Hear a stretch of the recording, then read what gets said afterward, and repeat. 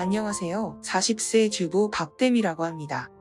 제 이야기를 나누기 전에 많은 고민을 했습니다. 하지만 며칠 동안 고민한 끝에 제 이야기가 많은 사람들이 불필요한 실수를 피하는 데 도움이 될 수 있다고 생각합니다. 저는 어렸을 때부터 항상 친척을 사랑하고 믿어야 한다고 배웠습니다. 하지만 최근에 친척들이 실제로 나쁜 사람들이라는 걸 깨닫게 되었습니다. 그들은 나이가 들었고 머리카락도 희끗희끗했지만 돈 때문에 감히 우리 아빠를 속였습니다. 우리 가족은 김제에 살고 있고 아빠는 농업 기술자이십니다. 할아버지에게는 딸이 없고 아들만 셋이 있었습니다. 따라서 할아버지가 남겨주신 유산은 세 부분으로 나누셨습니다. 현금 일부와 농지 일부로 구성되었습니다. 솔직히 아빠 시대에는 그 땅이 2억도 안 되는 땅이었는데 할아버지가 남겨주신 현금이 10억이었습니다. 물론 아빠의 두 형은 현금을 받아 아빠에게 땅을 받으라고 강요하셨습니다. 아빠는 평생 김제 농업을 위해 많은 연구를 하셨지만 여전히 스스로를 무능한 사람으로 여기셨습니다.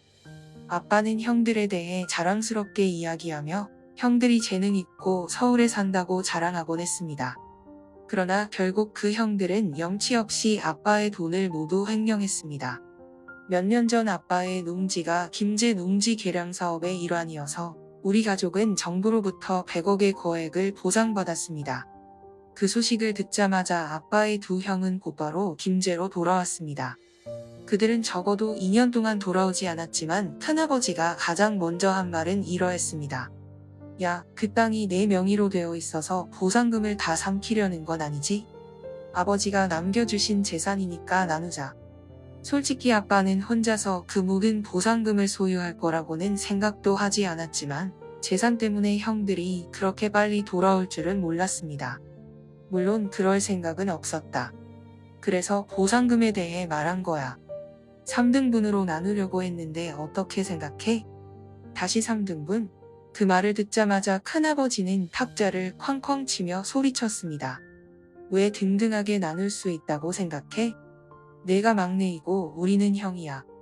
감히 형만큼 돈을 받을 생각하다니. 맞아, 막내야. 맏형은 부모님의 제사를 돌봐야 했고 나도 너보다 책임도 더 컸어. 그래서 동등하게 나눌 수 없어. 법리를 따르자. 그런 다음 큰아버지는 재산 분할 계약서를 꺼냈습니다. 맞아, 법적으로 돈은 자녀들의 집안 서열로 나눠져.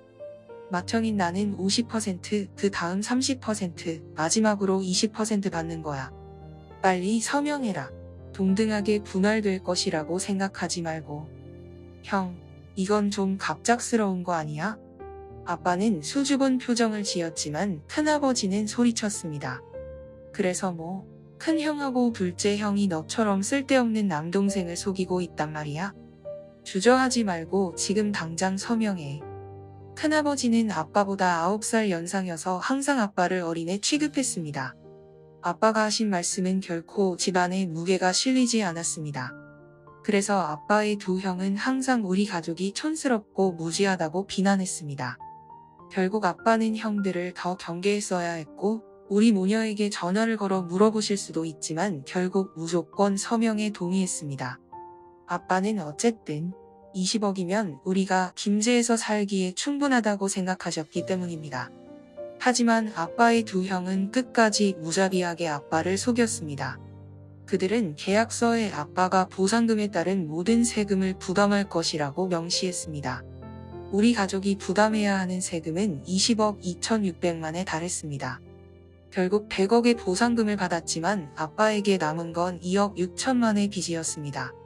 엄마는 그 소식을 듣자마자 기절하셨고 아빠는 마음이 아파서 조용히 앉아만 있었습니다. 항상 형제들을 존경하셨던 아빠는 결국 그들에게 속았습니다. 2억 6천만의 빚이 아빠를 한계로 몰아넣고 아빠는 두 형을 상대로 소송을 제기하기로 하셨습니다.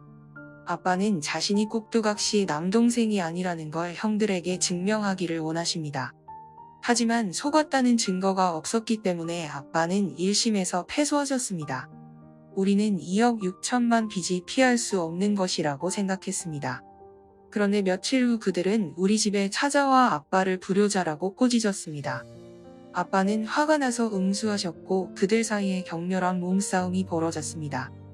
큰아버지가 아빠를 때리고 아빠가 멍이 들어서 일주일 동안 입원해야 하셨습니다.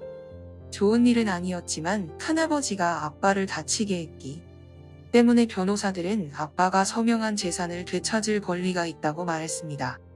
결국 보상금은 아빠가 전액 회수하셨습니다.